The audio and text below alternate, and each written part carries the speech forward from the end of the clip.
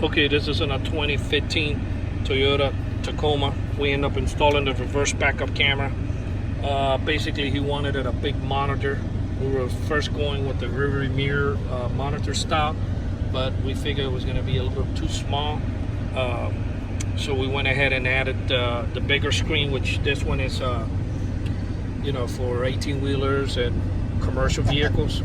So we end up, you know, at first we had a situation, where do we mount this? It really didn't give us a lot of choices.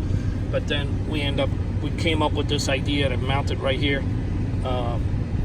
which works out great because it looks like it came with the vehicle, kind of factory. And the way it works is when you put the car in park, it turns off. When you put the truck in reverse, it will come on. Okay.